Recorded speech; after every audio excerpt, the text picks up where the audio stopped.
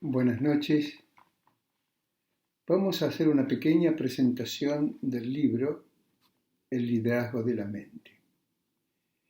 Es muy largo, podría hablar de muchas cosas, pero me voy a concentrar en un solo punto, en el impacto de los hechos en la cultura de los pueblos. Nicolas Sarkozy decía en el 2007 al pueblo francés: el pensamiento único, que es el pensamiento de quienes lo saben todo, de quienes se creen no solo intelectualmente, sino también moralmente por encima de los demás. Ese pensamiento único había degenerado a la política la capacidad para expresar una voluntad. La cultura social es el paradigma del éxito y sus principios son la cooperación, la coordinación y la capacidad sintética. Fíjese usted la crítica que hace Sarkozy al pensamiento único, que es una de las estrategias más violentas que siempre existen. Cuando tenemos un pensamiento único, probablemente nos vayamos al siglo XIX, que está más cercano al pensamiento único. Es el pensamiento que gobernó la Argentina hasta el día de hoy. El pensamiento newtoniano, el de la causa y el efecto, es el pensamiento que naturalmente tenían Irigoyen, Lisandro de la Torre y Alem. Se quiebra, pero no se dobla. Es el concepto central sobre lo cual ellos trabajan y a partir de ahí construyen la moral. Que no es igual al pensamiento que nace en el contexto mental de la revolución del 4 de junio del 43, donde ahí aparece otra idea totalmente distinta. Y ahí reaparece la estrategia que había muerto en el año 1914 por los franceses, porque dicen que la estrategia no existía. Y ellos tienen un pensamiento distinto. Y cuando a Perón se le preguntó un día, como representante del grupo del cual formaba parte, qué era la estrategia, les contestó: la estrategia se comprende. No se entiende ni se conoce. Se comprende. Y a partir de ese momento, la corriente ideológica sustentada por el radicalismo lo consideró un acto de brutos. ¿Cómo se comprende? Las cosas son blancas o negras.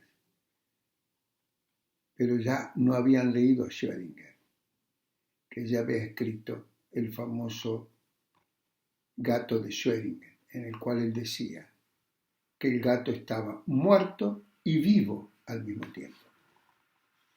Pero lo más interesante de todo es que yo quiero explicarle en esta pequeña introducción el concepto central de la ideología y su impacto. Y creo que vale la pena leerle la segunda paradoja de Schrödinger, que es la paradoja que él saca de su libro ¿Qué es la vida? Y permítame que se los lea para ser preciso. Él dice: ¿cómo consigue un organismo concentrar una corriente de orden en sí mismo y escapar de ese modo a la desorganización del caos atómico, prescripto por la segunda ley de la termodinámica? Para responder, abrió un poco el foco en torno a los seres vivos. El precio por el orden que representa cada organismo se paga con un aumento en la entropía neta de su entorno. Los seres vivos bombean organizaciones, pero la compensan con el desorden que desatan a su paso, acumulando residuos, generando gases y excrementos, degradando las formas de energía que consumen. La vida, por tanto, prospera a costa de un balance positivo de la entropía, es decir, de un caos de la humanidad.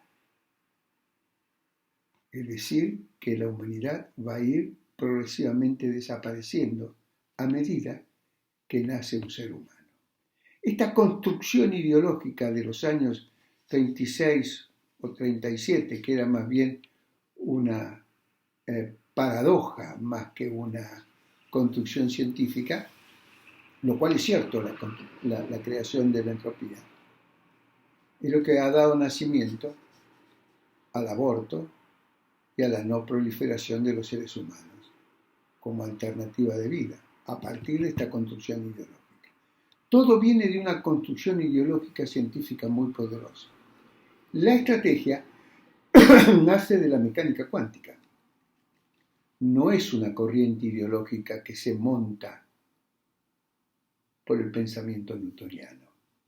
De allí que en el libro que yo ya escribí sobre el mundo de la estrategia y en el libro que ahora escribo, que vuelvo otra vez a insistir sobre el tema, yo digo que el pensamiento del ser humano es o newtoniano o es cuántico o es una mezcla newtoniana y cuántica. Yo puedo planificar si entiendo de cuántica y de la ecuación newtoniana. Yo puedo hacer y conocer con el pensamiento newtoniano, pero yo puedo saber a dónde quiero ir en el pensamiento cuántico. Y en esas tres diferencias es como se va produciendo toda la corriente ideológica. Los científicos están en el pensamiento newtoniano, los líderes deberían estar en el pensamiento estratégico o bien llamado cuántico, porque si no sabemos y no entendemos el mecanismo de la cuántica, pasando por el gato de Schrödinger, siguiendo por la paradoja de la entropía, es muy interesante, y tratando de interpretar el mundo por sus intencionalidades, que no se ven, por sus deseos, que no se ven, ha llevado a que todo esto sea muy difícil de interpretar.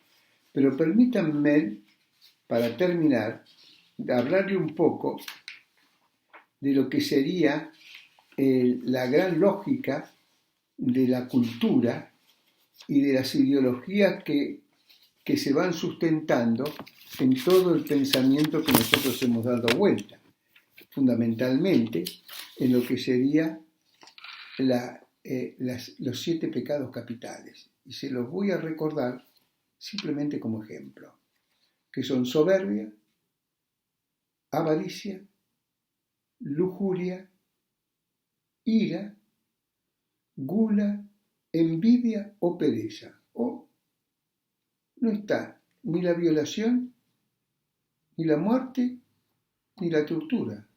¿Por qué? Cuando puedan contestar esta pregunta, habrán entrado en el mundo de la estrategia y por ende podrán ser partícipes del siglo XXI. Mientras no entiendan esto, estarán en el siglo XIX, como ha estado el pensamiento radical hasta el día de hoy. Muchas gracias.